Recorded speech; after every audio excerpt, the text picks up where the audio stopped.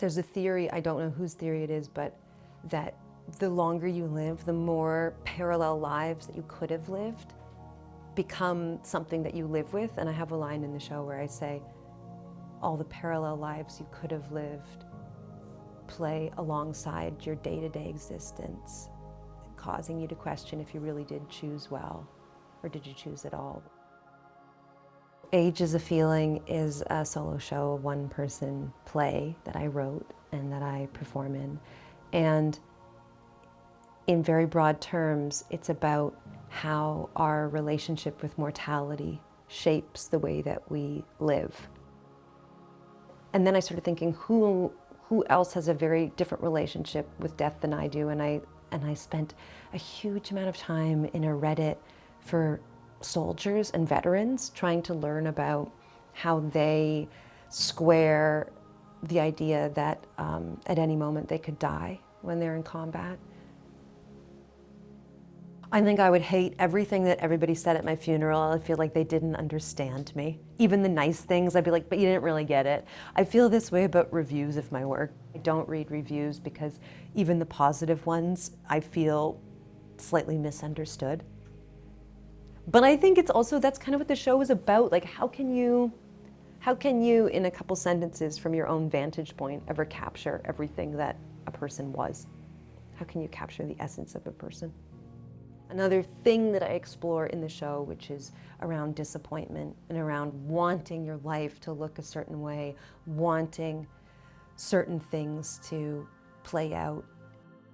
You know, we're so obsessed with making the most of our youth and feeling like we have to have it all figured out by 30 when our skin is the tightest. But that there is so much enjoyment to be had beyond those years.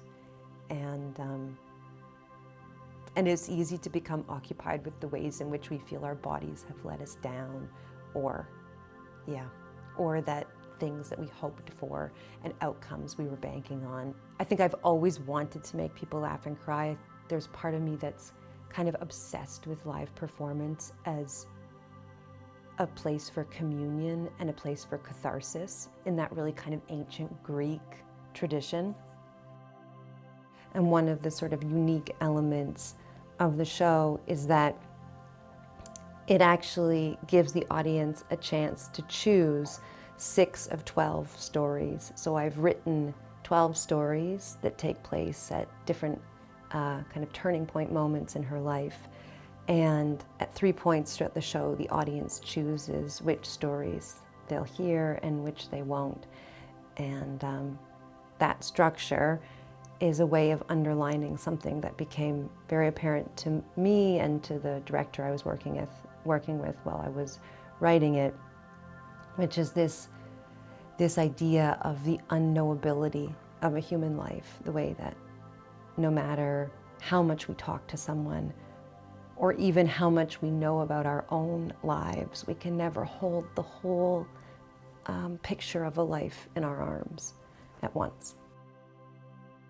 There's a line in it where I had written something like, your mother dies and your brother sells your childhood home and you give your share to his daughters, why not?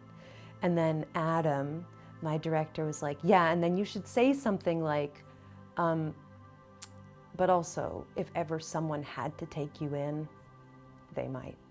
And so there's this sense that in every altruistic act and every act of generosity, there is also something kind of self-serving.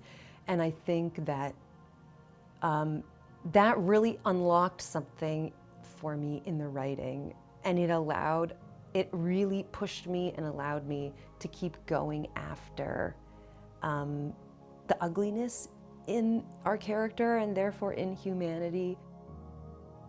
I think maybe in previous generations, there was more sense of you have more limited choices and you made your choices and then you made the best of your choices.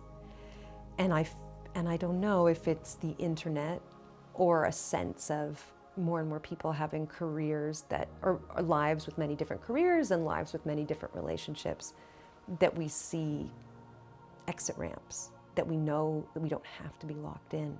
and thinking about all the people who existed so that I could exist, whose names I will never know, whose, the story, whose arc of their life I'll never know, and trying to imagine this, this kind of like chorus of people lining up behind me.